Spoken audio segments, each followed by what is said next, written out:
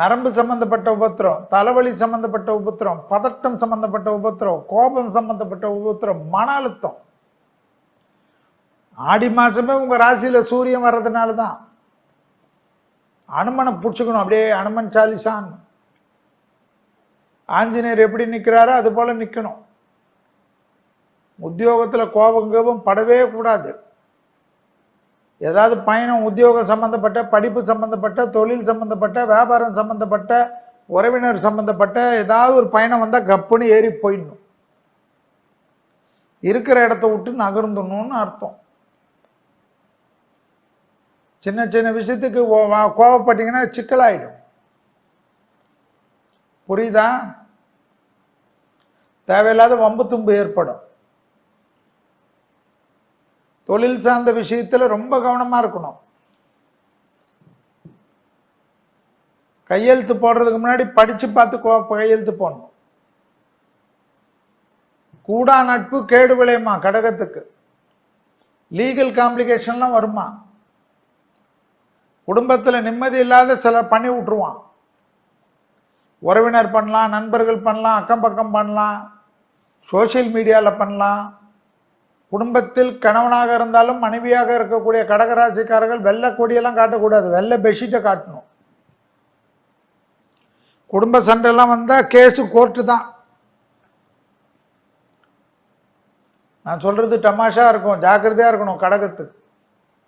இவ்வளோ நாளில் ஏதாவது மிரட்டி இருக்கானா? இப்போ மிரட்டுறன்னா புரியணும். பிள்ளைகளோட படிப்பு, உத்தியோகம், தொழில், வியாபாரம்லாம் நல்லா இருக்கும். சுபகாரிய தடை நிவர்த்தி ஏற்படும். தைரியம்லாம் நல்லா இருக்கும். ஆனால் கட்டுக்குள்ள தைரியத்தை வச்சுக்கணும். நம்ம மூக்கை தாண்டி சுதந்திரம் போகக்கூடாது. மற்றவங்க மூக்கை போய் தொடக்கூடாது. நமது அந்த கால கதை, இந்த கால கதை எல்லாமே வெளில வரும். ஜாக்கிரதையா இருக்கணும். தாயார் தேகாரிக்கும், தந்தையார் தேகாரிக்கும், ரத்த பந்த உறவுகள் தேகாரிக்கும் எல்லாம் பார்த்துக்கணும். கடகராசிக்காரங்களுக்கு என்ன பண்ணோம்? விநாயகருடைய காரிய சித்தி மாலையும், அனுமன் சாலிசாவும், கோளர் பதிகத்தும் தினம் ஒரு முறை ஓட விடணும். அப்ப பலம் வரும். மன அழுத்தம் காட்டுறதுனால மெடிடேஷன் பண்ணும். மன அழுத்தத்துக்கு ஆட்படாம இருக்கணும். நல்ல நண்பர்கள், நல்ல உறவினர்கள் எல்லாம் வச்சுக்கணும். சும்மா ஃபேஸ்புக்கையும் ட்விட்டரையுமே பார்த்து சோசியல் மீடியாவை பார்த்து மன அழுத்தத்தை அதிகப்படுத்தக்கூடாது.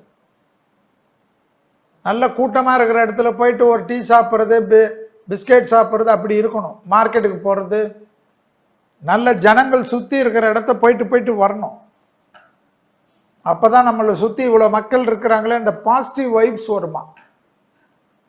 நான் வேலையில் இருக்கேன், ரொம்ப பிஸி, குடும்பத்துக்குள்ள கூட டைம் ஸ்பெண்ட் பண்ணாத கடகராசிக்காரங்களாம் இந்த ஆடி மாதம் ரொம்ப தொந்தரவாகும். ஃபேமிலியை நல்லா டேக் கேர் பண்ணிக்கணும். இந்த மாதம் எல்லா மாதமும் டேக் கேர் பண்ணிக்கணும். அதில் கடகம் ஆடியில் ரொம்ப டேக் கேர் பண்ணிக்கணும். கடகராசி குழந்தைங்களை பெற்றோர்கள் நல்லா அரவணைத்து கொள்ளணும். புரியுதா?